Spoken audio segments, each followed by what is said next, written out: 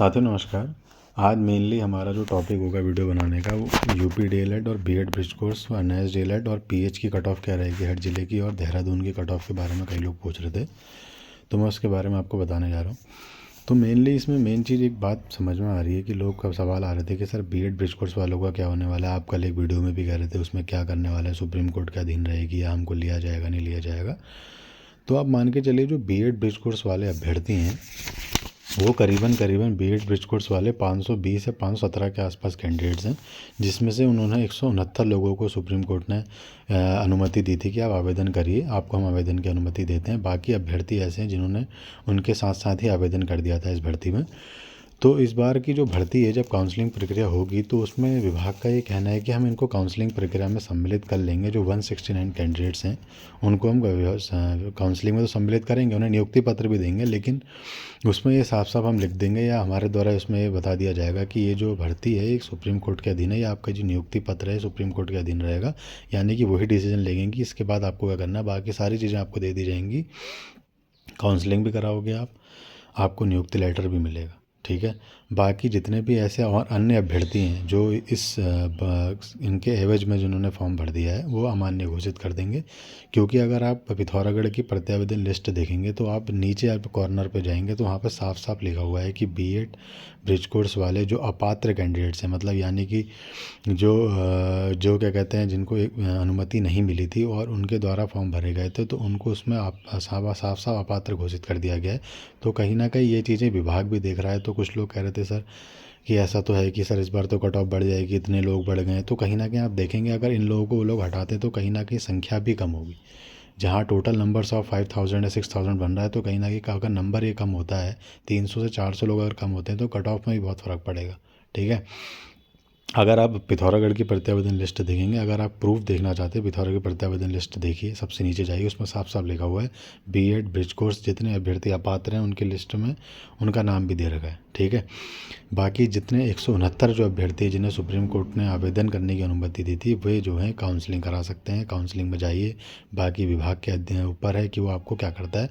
उसमें साफ साफ मेनली उनके द्वारा तो यही बोला गया है कि हम सुप्रीम कोर्ट के अधीन आपके लेटर में लिख देंगे, या आपकी जो नियुक्ति होगी उसके अधीन रहेगी, ठीक है। बाकी ये रहेगी आज की सूचना। बाकी जो एनआईएस डीएलएड वाले हैं, जो काफ़ी चर्चा में चल रहा है विषय कि सर हमारा क्या होगा, हमें लिया जाएगा नहीं लिया जाएगा, हमारा 19 से पहले का टेट है या 19 से पहले टेट का वालों को लिया जाएगा नहीं, या बहुत ही भ्रम में चल रहे हैं उन लोगों को, क्या होगा, क्या हो सकता है हमारा। तो इसमें अगर आप एक नियमावली में अगर आप चेक करेंगे तो उसमें साफ साफ लिखा है कि अगर आपका 2019 से पहले का टेट है और वो टेट किसी अन्य प्रशिक्षण के थ्रू है या बीएड से आपने टेट क्वालिफाई कर रखा है, तो आप इसमें अमान्य घोषित हो जाएंगे। अगर आपका टेट जो है एनआईएस डीएलएड से है और वो भी 17 से जब आपका डीएलएड चल रहा है यानी 17 से 19 के बीच का, तो आपको मान्य घोषित करा जाएगा। लेकिन आपका टेट उससे पहले का है या किसी अन्य कोर्स के थ्रू या बीएड के थ्रू है या किसी अन्य प्रशिक्षण के थ्रू है, तो आपको इसमें लिया नहीं जाएगा, आपको अमान्य घोषित कर दिया जाएगा। मेनली ऐसा हो रहा है ना, कई ऐसे लोग हैं जिन्होंने इसकी एवज में फॉर्म भर दिया, तो इसीलिए संख्या बल बढ़ा हुआ है। अगर आप इनमें से एनआईएस डीएलएड वाले बीएड ब्रिज कोर्स वालों को अगर संख्या बल 300 400 यहाँ भी कम करेंगे तो संख्या 4000 के आसपास आ जाएगी। अगर आप मान के चलेंगे टोटल स्टूडेंट, तो कहीं ना कहीं जो है गुणांकों में भी फ़र्क पड़ेगा इस बार भर्ती में। जैसा आप लोग सोच रहे हैं कि कट ऑफ इतनी हाई रहेगी या कितने कम जा सकती है या क्या होने वाला है, तो धीरे धीरे अब काउंसलिंग की लिस्ट नज़दीक है। 8 तारीख तक पता चल जाएगा, क्योंकि 6 तारीख को यानी कि आज जो है मीटिंग होने वाली है डीओज़ की, तो उसके द्वारा थोड़ा देर डिसीजन लेने वाले हैं कि काउंसलिंग के प्रयोग किस प्रकार से करनी है, कि सभी जगह सभी जो है एक ही बार में सारी काउंसलिंग हो जाए। कोई ऐसा ना हो कि कोई छूट जाए कोई काउंसलिंग से, क्योंकि ऐसा हो रहा है जैसा पिछली बार की भर्तियों में हुआ था कि लोग जो हो रहे थे एक काउंसलिंग से दूसरी काउंसलिंग में चले जा रहे थे, फिर तीसरी काउंसलिंग ला रहे थे, फिर एक ही जगह एक ज़िले को चूज़ कर रहे थे, बाकी 2 ज़िलों में सीट वैकेंट रह जा रही। तो इस बार उन लोगों का सोचना ये है कि इस बार काउंसलिंग इस प्रकार से करा जाए कि सभी की काउंसलिंग एक ही बार में हो जाए, किसी को कहीं जाना ना पड़े। मेनली नैनीताल के डीओ का ऐसा कहना था कि हम जमा भी कर लेंगे सर्टिफिकेट्स, फिर शाम को जो हो जाए उनको दे देंगे। और मेनली ऐसा हो कि जिनका होने वाला है उनके डॉक्यूमेंट्स लें और जिनका नहीं होने वाला है उनको प्रोवाइड कर दें उनके डॉक्यूमेंट में भी। ऐसा हो सकता है, ये मेरा मानना है। बाकी एक चर्चा का विषय बन रहा था कि यूपी डीएलएड में किन को लिया जाएगा और किन को अमान्य घोषित किया जाएगा, क्योंकि यूपी डीएलएड वालों में भी ऐसे कई लोग हैं जिसमें एक्स्ट्रा फॉर्म भरे गए हैं। तो यहाँ से भी अगर संख्या कम होगी तो वहाँ जो टोटल नंबर्स ऑफ जो आवेदन हुए उसमें भी संख्या थोड़ी कम हो जाएगी। यूपी डीएलएड में उनको लिया जाएगा जिनकी शादी यूपी से उत्तराखंड में हो रखी है, ठीक है। जिन महिलाओं की शादी यूपी से उत्तराखंड में हुई है और उनका डीएलएड शादी से पहले का है, तब वो लोग यहाँ मान्य घोषित होंगे, वरना अमान्य घोषित हो जाएंगे। क्योंकि अगर आपने उत्तराखंड में शादी होने के बाद यूपी से डीएलएड किया है तो कहीं ना कहीं आपने एक स्थायी निवास के तौर पे अपना यूज़ किया है और फिर डीएलएड कर रखा है, तो आपको यहाँ मान्य घोषित कर दिया जाएगा विभाग के द्वारा।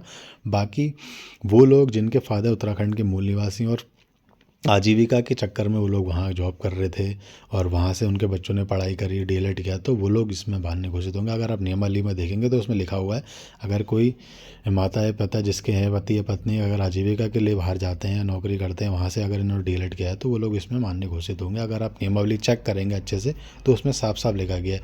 और एक एज फैक्टर भी आ रहा था, कुछ ऐसे अभ्यर्थी जो 21 पूरे नहीं हुए और उन्होंने फॉर्म भर दिया, तो ऐसा भी एक फैक्टर देखा गया है। तो ऐसे भी करीबन 100 अगर फॉर्म होते हैं तो वो भी संख्या कम हो सकती है। तो ये चीज़ें हैं।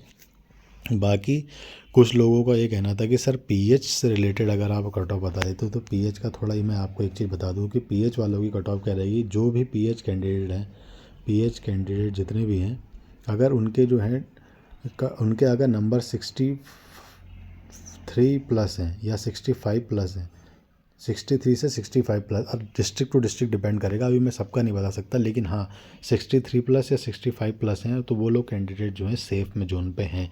मैं ये कह सकता हूँ कहीं कहीं ज़िलों में 60 प्लस भी हो सकता है, ठीक है। मेनली जैसे अल्मोड़ा में आप देखेंगे तो वहाँ 65 प्लस रह सकता है पीएच का।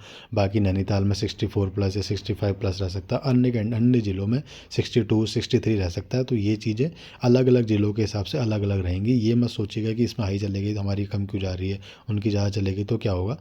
तो डिस्ट्रिक्ट टू डिस्ट्रिक्ट डिपेंड रहेगा। पीएच कैंडिडेट जो 63 प्लस हैं या 65 प्लस है वो सेफ़ रहेंगे, ये मेरा मानना है। बाकी कैटेगरी वाइज सब अलग अलग कर सकते हैं, ठीक है। दूसरा एक पूछ रहे थे कि सर देहरादून में क्या रह सकता है। देहरादून का क्राइटेरिया मैं आपको बता दूं कि देहरादून में कट ऑफ क्या रहेगी। वहाँ बैकलॉग की वैकेंसीज आ रखी हैं जिसमें करीबन आप मान के चलिए देहरादून में करीबन टोटल बैकलॉग की जो सीट्स आई हैं, बैकलॉग की जो सीट आई है वो आई 97, जिसमें से एससी की जो सीट्स आई हैं 47 आई है, बाकी पीएच की सीट्स हैं उसमें। तो अगर एससी की सीट 47 है बैकलॉग में तो कहीं ना कहीं देहरादून की जो कट ऑफ रहने वाली है वो 73 प्लस रहने वाली है। आप ये मान के चलिए ये देहरादून की कट ऑफ रहेगी इस बार, और यह 75 प्लस भी जा सकती है। वो डिपेंड करता है कि इस बार क्या होने वाला है। बाकी 8 तारीख को लिस्ट जनरेट हो जाएगी, उसके थ्रू आपको धीरे धीरे पता चल जाएगी काउंसलिंग में हमें क्या करना है। बाकी काउंसलिंग से रिलेटेड अगर आपके कोई सवाल है तो आप मेरे से पूछ सकते हैं। जब काउंसलिंग लिस्ट आएगी तो मैं उस हिसाब से डिटेल के हिसाब से दे दूँगा कि आपको क्या करना चाहिए। बाकी धीरे धीरे आप काउंसलिंग की लिस्ट जारी हो जाएगी। आप लोग अपने दस्तावेज तैयार कीजिए। दस्तावेजों को खाली एक कागज़ के रूप में मत ले जाइएगा, प्रॉपर एक फ़ाइल बनाइएगा, अलग अलग 2 फाइल में ले जाइएगा। और अपने जो डॉक्यूमेंट्स हैं उसको 10th के हिसाब से लगाइएगा। पहले 10th, फिर 12th, फिर ग्रेजुएशन, फिर उसके बाद अपना डीएलएड का डिप्लोमा, ठीक है। उसके बाद डोमिसाइल हो गया, पंजीकरण हो गया, कास्ट सर्टिफिकेट हो गया, ये सब लगाइए। क्योंकि वहाँ जो होता है एक फॉर्म आपको मिलता है तो उसी के थ्रू आपको सारे डॉक्यूमेंट्स लगाने होते हैं। वो फिर उसके थ्रू आपके चेक करते हैं कि आपके डॉक्यूमेंट सही लगे नहीं लगे। जो आपने आवेदन में डॉक्यूमेंट भेजे हैं सिर्फ वही डॉक्यूमेंट लगाइएगा वहाँ पर, क्योंकि उनके पास आवेदन वाले डॉक्यूमेंट्स होंगे, उसी के हिसाब से वो लोग चेक करेंगे। चाहे आपकी टैट हो, आपका टैट आवेदन में जो भेजा है वही। कोई अभ्यर्थियों का कहना था कि सर हमने टैट वहाँ लगाया था उस टाइम पे, अभी मैं ज़्यादा बार लगा सकता हूँ, नहीं लगा सकते आप। आवेदन में जो आपने फॉर्म भरे हैं वही उनके हाथ में रहेंगे, उसी से वो आपके डॉक्यूमेंट्स मिलाएंगे।